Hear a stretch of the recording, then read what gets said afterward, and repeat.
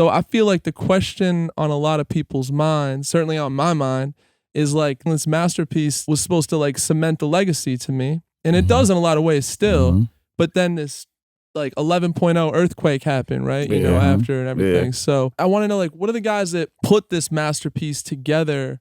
How are y'all feeling about just the timing of it? You said you didn't know there might be some mental health struggles there for Kanye, right? You said you thought it was just part of the show. Yeah. There was a moment in the documentary where he was talking about being tied to 4 horses or something like that, and then boom, and then like all of his limbs are pulled apart is what it felt like. Yeah. And you said that was the moment for the first time you stopped filming, where you said, I never seen this side, I'm gonna stop filming. And I feel like the general public kind of just jumped in on a man that needed help.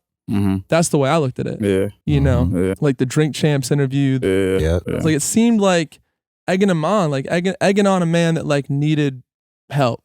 Is what it felt like to me. Yeah. Well, I think, you know, when you're doing docs, sometimes, a lot of times, they don't just button up as nice as you would expect to, or sometimes that's not even the intention. And we played with different endings. And we had one that did button up kind of nice because it stayed at a place where, like, Sunday service, where we were going to kind of end it all at like a Sunday service. And it kind of comes out where, you know, he's in a space where he like found God, you know, and he's gonna live here. But with Kanye, obviously, you know, you never know where he's gonna live. So it's never gonna be, his life is constantly, he's like an organism, it's just gonna keep on moving and changing, and you never really know it. And so, you know, but even before we got to that part, you know, there was a part where we unified around the fact that our film wasn't about Kanye. You know, that film was really about Kanye's journey, Coodie's journey, their journey together, achieve a goal. And it was very important that they had a strong faith in God to help them overcome the obstacles that they were going to have to come. So when Coodie says we did it for the dreamers, it was for all these people that we felt like might have trouble finding their passion. So it's like to understand that everybody's a genius. You have a genius inside you. Your genius is your passion.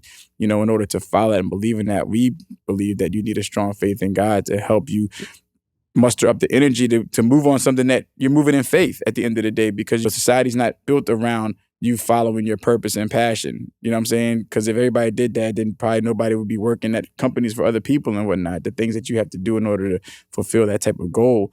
And so people are more reluctant to do that. And so we want to create a blueprint that could help people get like inspired to be able to move in their passion, but know that it's going to take all this amount of hard work. You know what I mean? And so it wasn't about Coodie's personal thoughts and how he's going to feel. It was just about them achieving this goal and what it took to achieve that, not so much about what Coodie's going to say next or what Kanye's going to say next after this thing is achieved. It's in a very specific moment of their lives and focusing on the journey that they went through. The doc really was supposed to end with him winning a Grammy. When he first set out to do it. Yeah. When that was he going to win a Grammy, gold, Grammy, yay. But then, of course, life keeps going, you know what I mean? And then, like he said, Sunday service was another way to do it. When we got to that point, this is a perfect ending, yes. And life continues to go. When I went out to DR, it was to show him the sizzle. You know, I'm like, I got to show him the sizzle. And the way God put that together. And the reason why I turned the camera off, first I knew the two guys. I knew Dave Barry that was with him. Mike Novacraz I just met, and it was a blessing from God when Dave walked in the house. It was so tripped out, the way that people was treating me and things like that. But when Dave walked in, then it was like, oh, you know, and Kanye seen I knew Dave Barry. He was like, you all know each other? Dave was like, man, I've been to the premiere of Kevin Coney Island, blah, blah, blah. He was like, look at God. That's what Kanye said. And that's after I showed him the sizzle.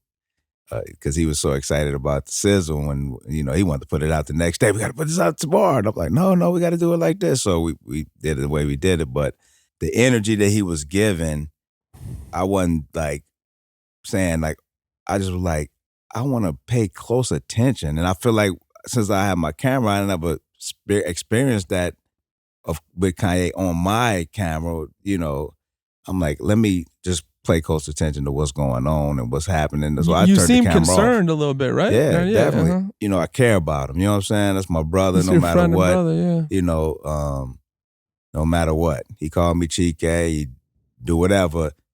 That's still my brother. You know what I mean? And when you was talking about the words, see, the thing people have to understand is words are powerful. manifestation is real. You can manifest. Like rappers will rap about, you know, my Benz and they don't even have a Benz, and next you know they have a Benz. You know what I'm saying? And so it manifests. And Kanye do it so easy, you know, so easy. And that line that you read, and the line that really hurts me when he said, "I told God I'll be back in a second." Man, it's so hard not to act reckless.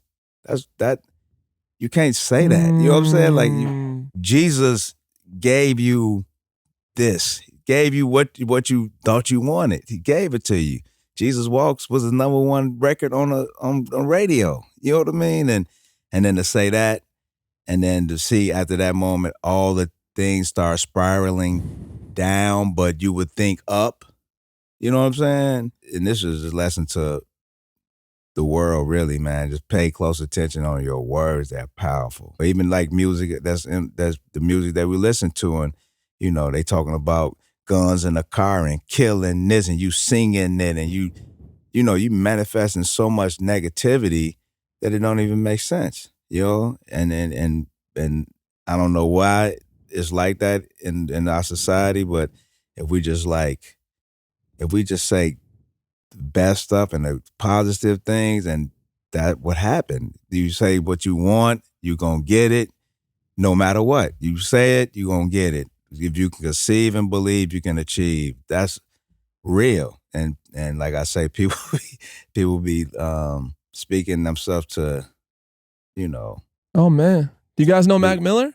Yeah. Mac Miller was talking about death in every record. Dude, you know what I'm saying? He's Tupac, like, it's crazy. You name it. They was talking the way, and so, you know, I just end with that, but it's so real. So watch what you say. Watch what you say. No purposeful errors, if I'm not mistaken, was the line from that, right? Yeah.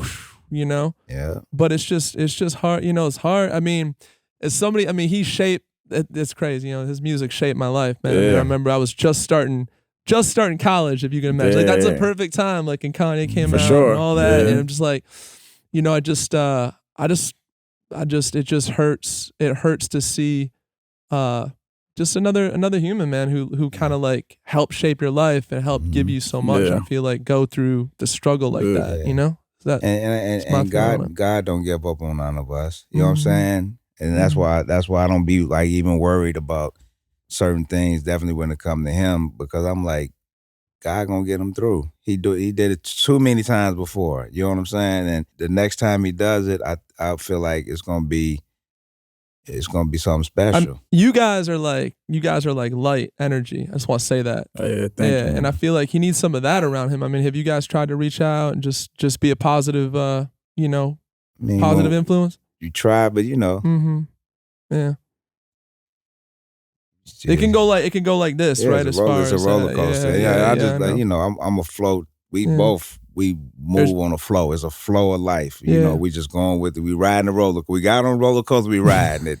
And we're gonna have fun, and we're gonna be scared sometimes, and we're gonna be like, but it's fun. It's all fun. When you really think about it, it's life. Yeah. But you gotta protect your light. You know what I'm saying? Like, you gotta know when to go in the darkness and when not to, because you know what I'm saying? That's a bar, man. So it's like, you can go jump in the water to go try to save somebody, and you'll end up drowning. They'll take you down with them. Yeah, exactly. No, that's real. That's real. And you know. and it's like you think somebody's hit rock bottom, and then they get the shovel out and like keep digging. Like, I mean, I went through some addiction myself, and I've been around people that are addicted, and it's like the only thing that works sometimes, man, is rock bottom. To be real with you. And no work, nothing you can say to that person. There's just really nothing that you can do. They have to want to do it. You know what I'm saying?